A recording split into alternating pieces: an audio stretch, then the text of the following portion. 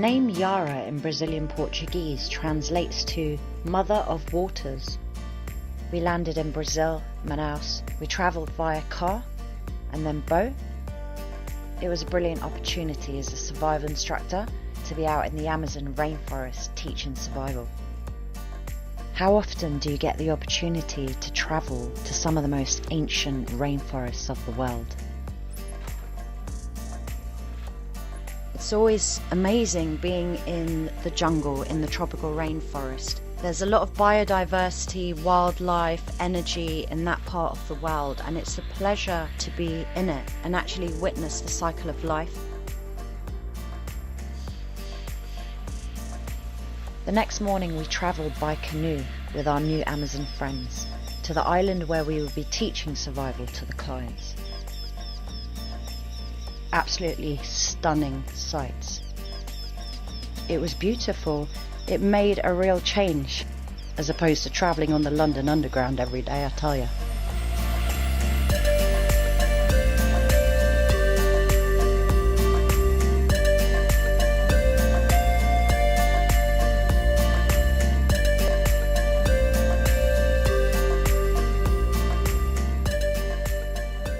The guys could navigate really well through the river systems.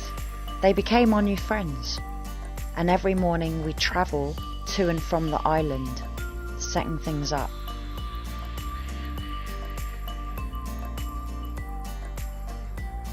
Of course, when we arrived on the island, we had to have our first dip in the Rio Negro. Currently in the Amazon rainforest in Brazil. We're just about to jump in the Rio Negro. Go Yara. And we were wondering if there were piranhas in there. Yeah! Here we go. Oh, wow. Oh, it's so nice and warm. Whoa. Needless to say, we were very, very happy. It was soul satisfying. Come on!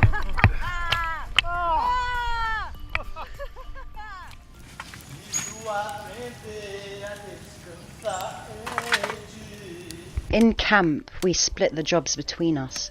Someone's collecting firewood, chopping it all up. Others are collecting resources for natural shelter building, what we'd be teaching to the clients.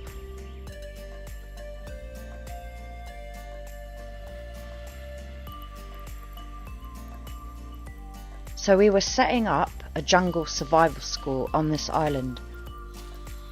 We collected sticks and palm leaves for the shelters and setting up the different station platforms in the jungle where we would be teaching different survival skills.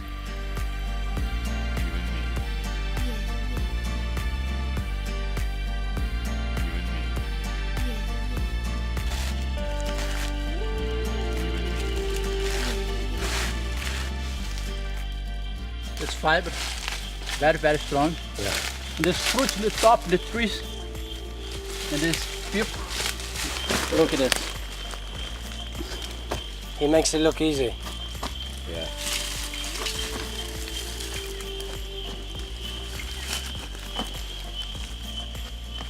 We all had a go at the tree climbing and failed miserably. We exchanged fire lighting techniques and showed the guys how to start a fire using a fire striker and silver birch. Also taught the guys how to make a bow drill from scratch, fire by friction. Took me about 2 weeks of practicing on the bow drill before I got my first ember. Fire teaches you patience and determination.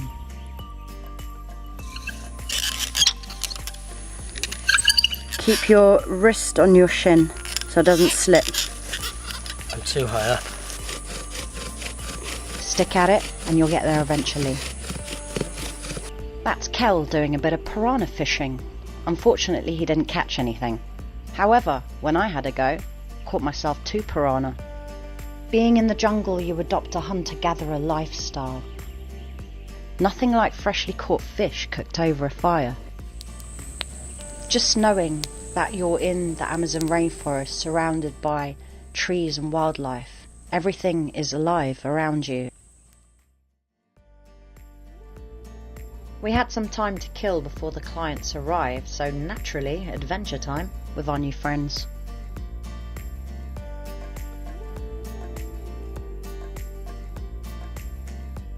I learnt about the Samua tree, known as the Queen of the Jungle. We even got to climb to the top. Just a little bit more.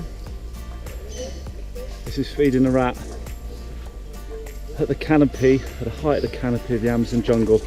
Just done it's got to be a 70, 80 foot rope climb using harnesses, and it's amazing. It's like being in the tree of Avatar, the Awa. It's really spectacular. Oh yeah, I'm just leaning over. You don't want to look down. Amazing, absolutely amazing.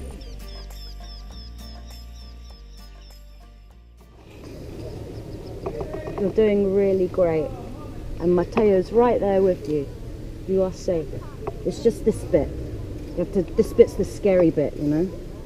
Once you've done that, you're all good.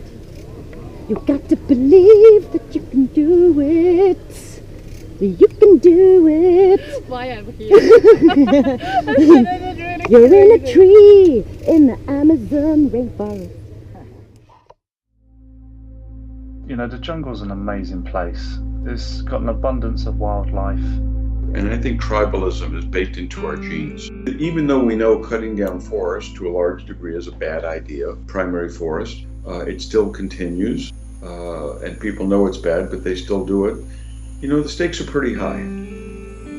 For me, it's very important the jungle now, because they send the good air for all the world.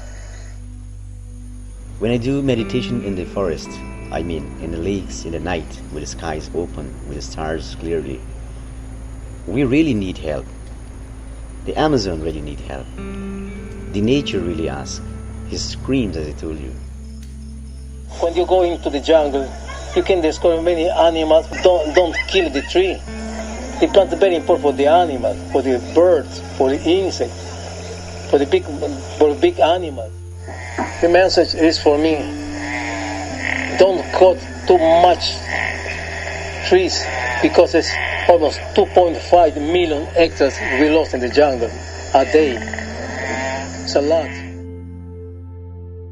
It's very simple. We just use money to obtain food. But for the locals, they use knowledge. You have to remember that some of these communities are dependent upon the jungle all the way around them. They hold so much wealth of knowledge, it's phenomenal. The biggest thing we're up against though is capturing this knowledge before it disappears. Lost tribes mean if we don't get our act together, they will be lost, the forest will be lost, and us as well. We need to protect enormous swathes of forest, which in doing protects the watershed, which in doing fights climate change. Welcome to the jungle, where the words I heard them say, relax and take it easy, seems to be their common way. Have a seat, put up your feet, keep it simple and you'll be fine. But be careful of the fever, it'll get you every time. So I took their good advice and let my mind slow down its pace. Breathed in deeply, relaxed, left behind the rat race. It took a while, but I got it. Lost track of time and felt great. It was the fever taking over me, the jungle fever couldn't wait. As the minutes turned to hours and the hours turned to days, was it the people or the river that was causing me to stay? Neither, I decided, just my heart showed me the way.